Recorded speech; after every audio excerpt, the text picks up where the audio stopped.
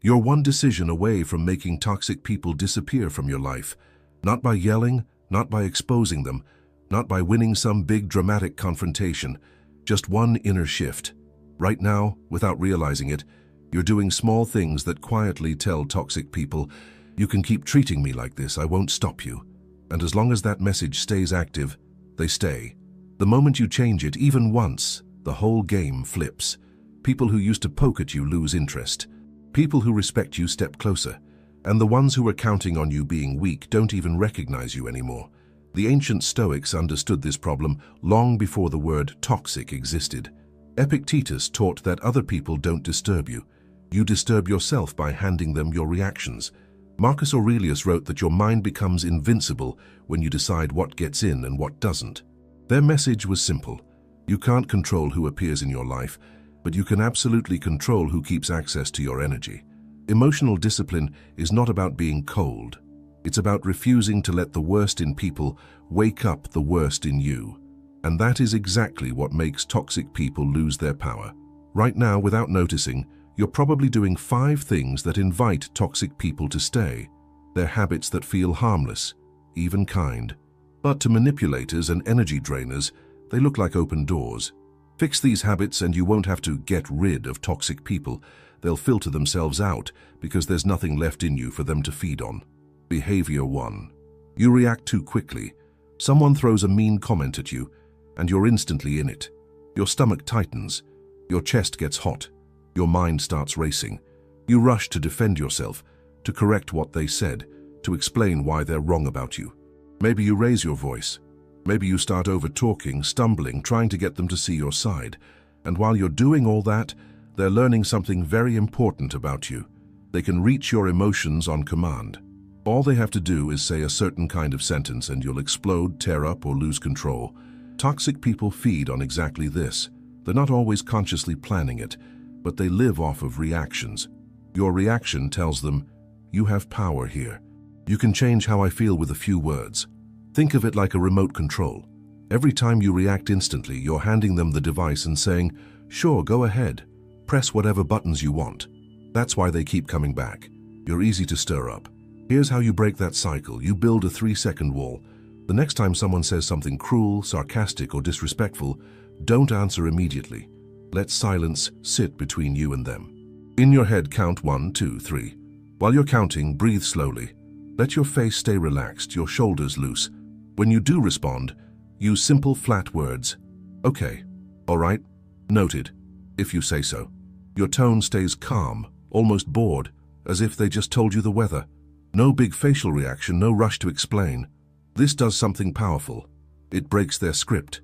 They expected drama, tears, arguments, performance.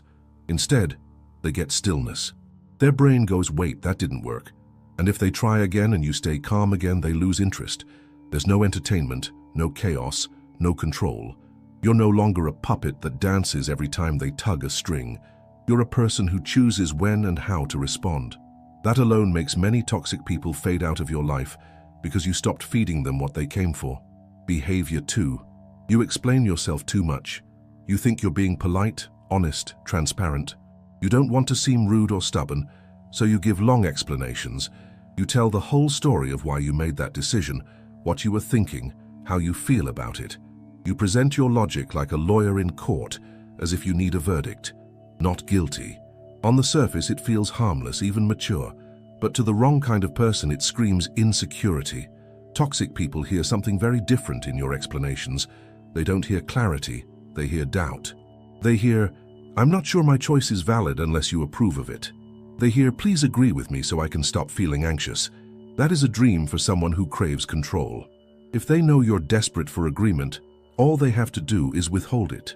They can raise an eyebrow, say, I don't know, or ask, but why would you do that? One more time. Instantly, you're explaining harder, talking faster, changing your plans just to calm their disapproval. You break this pattern by simplifying your answer.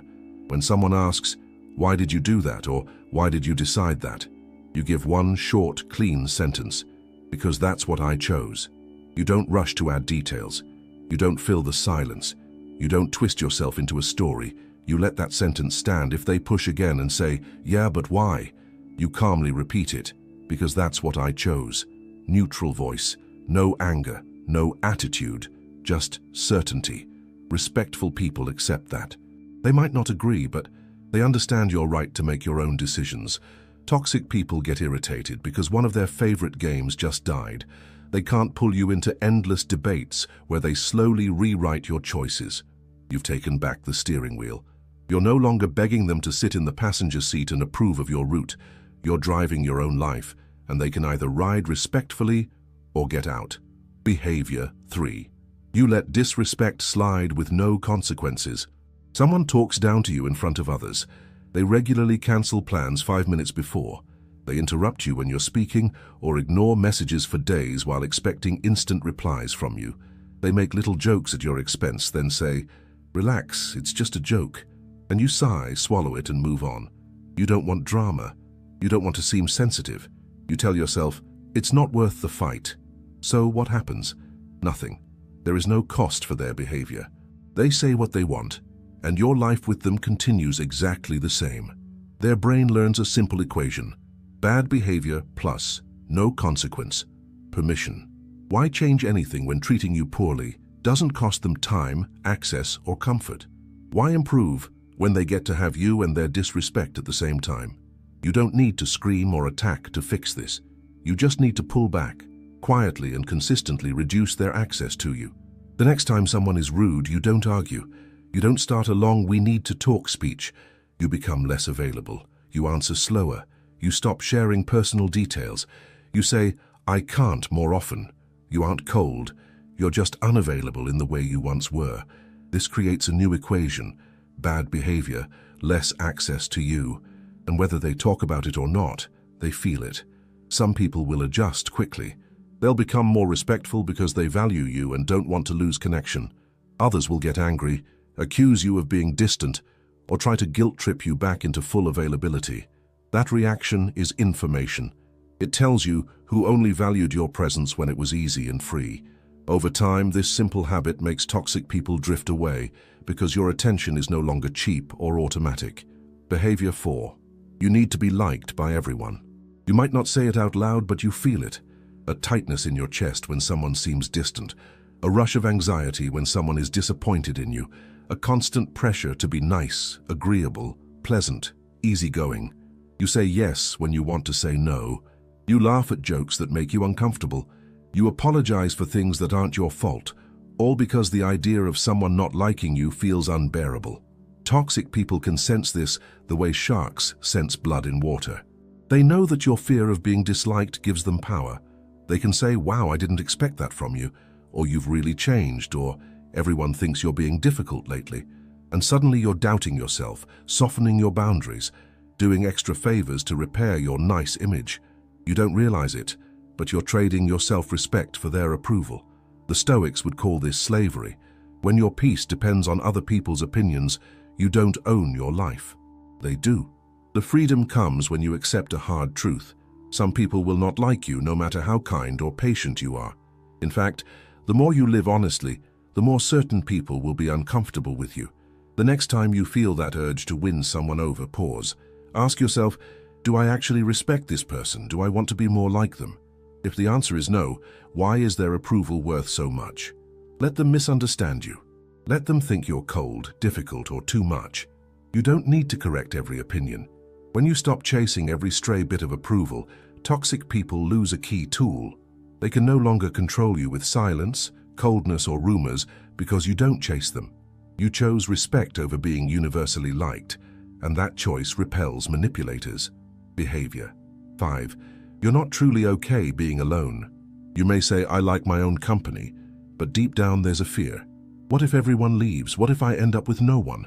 That fear makes you hold on to people long after the relationship has turned one-sided or damaging. You accept crumbs of attention because you're terrified of emptiness.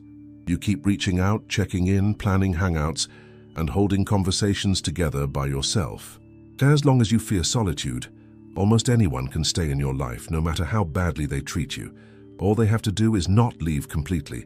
But something powerful happens when you genuinely become okay alone, not pretending, not acting unbothered on social media, but truly building a life you enjoy even if no one texts you for a while. You rediscover hobbies, interests, quiet mornings, peaceful evenings.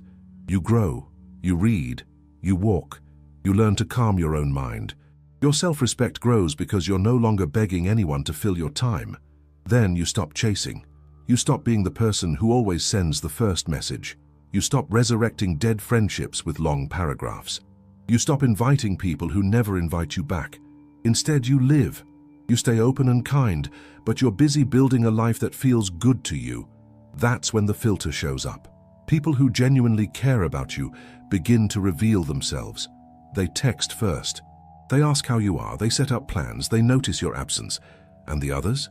The ones who only responded when you carried the entire connection? They quietly vanish. Not because you attacked them, but because you stopped doing all the work. Toxic people need you to orbit around them. When you move into your own orbit, they drift out of your sky. So here's what you do starting this week. You don't need to master all 5 behaviors at once. That's too much change in one go. Just pick one. Maybe you start with the 3-second pause, refusing to react instantly. Maybe you stop over-explaining and practice saying, "That's what I chose." Maybe you quietly create consequences for disrespect by pulling back. Maybe you finally stop trying to convince that one person to like you.